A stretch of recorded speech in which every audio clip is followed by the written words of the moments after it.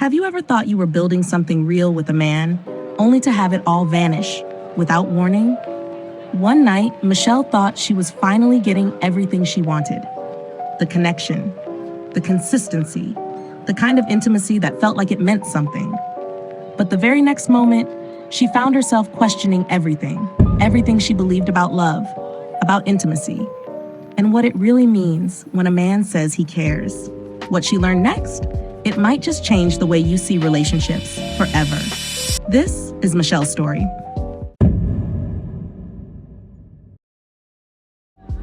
Michele really thought she was doing everything right. She wasn't the type to jump into things. She didn't go around giving pieces of her heart or her body to just anyone. She was intentional. She took her time. And when she met Kevin, it felt like the stars were finally aligning. Tall, kind, funny in that dry, sarcastic way that made her laugh when she least expected it. Kevin was everything she'd been hoping for. They started dating slowly. Coffee dates, dinners, long walks where conversation just flowed. He listened. He remembered things. He kissed her forehead when they said goodnight. It felt safe, real, like something that could actually go somewhere. So after a couple of months, when things started getting more intimate, Michele didn't hesitate. Not because she was careless, but because she trusted what was building between them. There was a connection, a depth. Every touch, every late-night conversation, it all meant something. For her, sex was never just physical. It was a statement, a sign of where her heart was going. She thought it meant the same to him. They were together for 6 months. 6 months of good mornings and good nights. Weekend getaways, shared playlists, lazy Sunday mornings tangled in sheets. Michele was falling hard, and everything Kevin did made it seem like he was falling too. Until one night, he wasn't.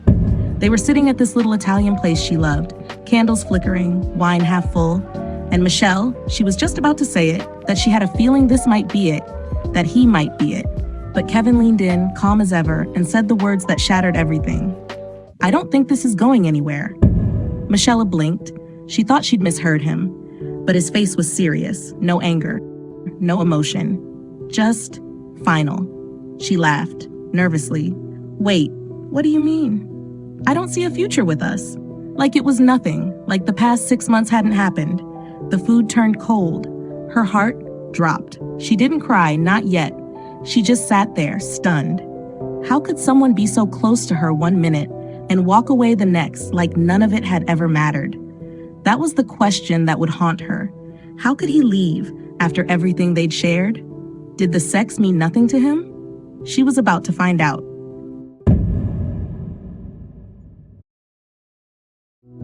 Michele didn't even remember driving to Tanya's place. 1 second, she was staring at a half-eaten plate of pasta, watching Kevin walk away like they hadn't just spent half a year building something. And the next, she was standing at her best friend's door, mascara smudged, heart in pieces. Tanya opened the door, took one look at her, and pulled her in, no questions asked. Michele collapsed onto the couch like her body had given up. Tanya handed her a blanket, then a glass of red wine. She didn't push, just sat beside her, waiting. Michele took a deep breath. "He broke up with me at dinner, just out of nowhere. He said he didn't see a future with me." "What the hell? You guys just went wine tasting last weekend." "I know, and we've been close. I let him in. I don't do that easily. I really thought he felt the same." Tanya placed a hand over hers. "I'm so sorry, Michele. I just don't get it. How could he say that after everything? After we were intimate? Didn't that mean something to him?" "Probably not." Both women turned. Stephen, Tanya's brother, leaning against the hallway wall like he'd been there the whole time. "What do you mean, probably not?" "Sounds like he wasn't as into you as you were into him." Her stomach dropped. "How is that even possible? We slept together. A lot." Because sex doesn't always mean the same thing to men as it does to women. I've had sex with women I didn't even like. She stared at him, trying to process what she just heard. What did he mean? Sex didn't mean anything? Michele stared at Stephen like he'd just spoken a foreign language. "What do you mean you've had sex with women you didn't like?" She squinted at him, hoping maybe he'd walk it back. Say he was joking. Say something to make it make sense. But Steven, he just strolled into the living room like he owned it, which to be fair wasn't far off. He was crashing at Tanya's while his place was being fumigated. And clearly, the man had zero issue inserting himself into conversations uninvited. He plopped down in the armchair across from Michele, grabbed Tanya's wine glass like it was his, and casually said, "Look, I know that sounds harsh, but it's true. For a lot of guys, sex doesn't automatically mean there's some big emotional connection." Michele blinked, still trying to catch up. "So what? You just sleep with women you don't care about?" "I like them. Sometimes, but I don't always see a future with them. And yeah, I've had sex with women even when I knew they weren't the one." "Steven, maybe take it down a notch." But Michele leaned forward now, locked in. "No, let him talk. I need to understand this." "Okay, you want the truth? I slept with this girl, Jess, for almost a year. We had crazy chemistry. She was fun, beautiful, amazing in bed, but I knew by the third date that I didn't want anything long-term." "Then why keep seeing her? Why keep sleeping with her?" "Because I liked how it felt. I liked the companionship, the physical part. It wasn't fake. I told her I wasn't looking for something serious, but I think she hoped I'd change my mind." Michele sunk into the couch. That sounded way too familiar. But wasn't that, I don't know, unfair? Maybe. But here's the thing. For most guys, we can compartmentalize. Sex can just be about the moment. It doesn't always mean our hearts are in it. Doesn't mean we're building a future. Michele sat back, her thoughts spinning. She thought about Kevin, all those nights, all those touches, all those moments that felt like love. And now, a new question took root.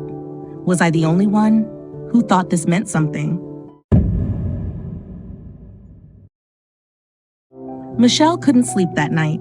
She lay in Tanya's guest room, staring at the ceiling, Steven's words echoing in her mind like a cruel little loop.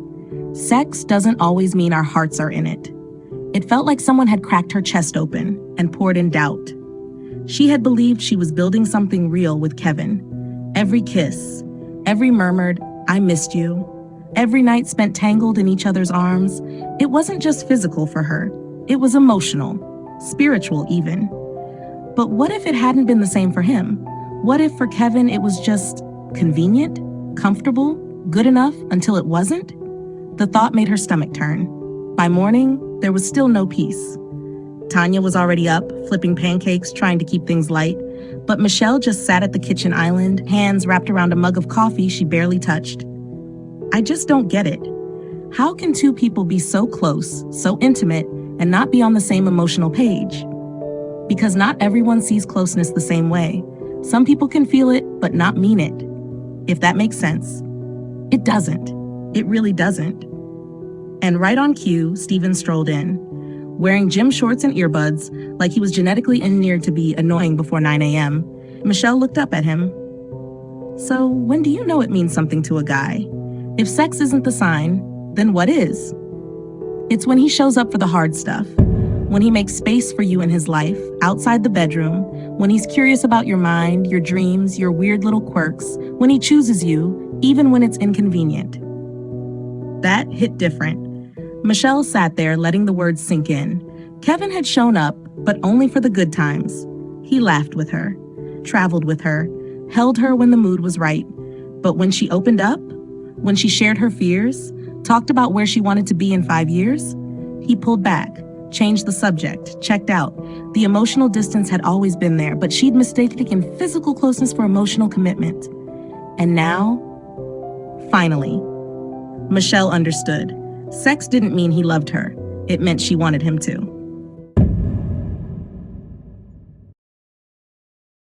Michele didn't have some big, dramatic epiphany.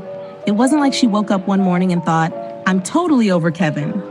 No, healing didn't come in a straight line. It came in waves. Some days she felt empowered, clear, strong, ready to move on. Other days, she stared at her phone, fighting the urge to text him. Did it ever mean anything to you? But she didn't text. She let the silence stretch. She let herself feel the ache of what she had believed and the sting of what she had learned. Because now at least she knew. Sex isn't a shortcut to love, not with someone who isn't already emotionally invested. And that realization, it didn't make her bitter. It made her clear. Over the next few weeks, Michele stopped replaying every memory, stopped analyzing every word, stopped blaming herself. Instead, she started asking better questions, not just about men, but about herself. What does emotional safety really feel like? What does it look like when a man is truly choosing you? Not just when the lights are low, not just when it's easy, but when it actually counts. Surprisingly, she and Steven ended up talking more. Sure, he wasn't always tactful. Okay, ever. But he was honest. And that honesty? It filled in the blanks that no rom-com or girl talk ever had. Don't confuse chemistry with compatibility. And don't think just because a guy wants your body, he wants your heart too. Simple, brutal, true. And then there was Tanya. Always steady, always there with pancakes, wine, and just the right mix of tough love and warm hugs. You didn't mess up. You just assumed he saw the same meaning in your connection. That's not stupid. That's human. One night, about a month later, Michele stood in front of her mirror, slipping into a simple black dress for a date with someone new. She wasn't rushing. She wasn't letting the first or the fifth kiss cloud her judgment. She was listening more, observing more. And most of all, she was honoring her own heart first. She smiled at her reflection, not for anyone else, but because she was finally showing up for herself. Kevin had left her with questions, but now, Michele had answers. And next time, she'd know what to look for. Not just touch, but truth.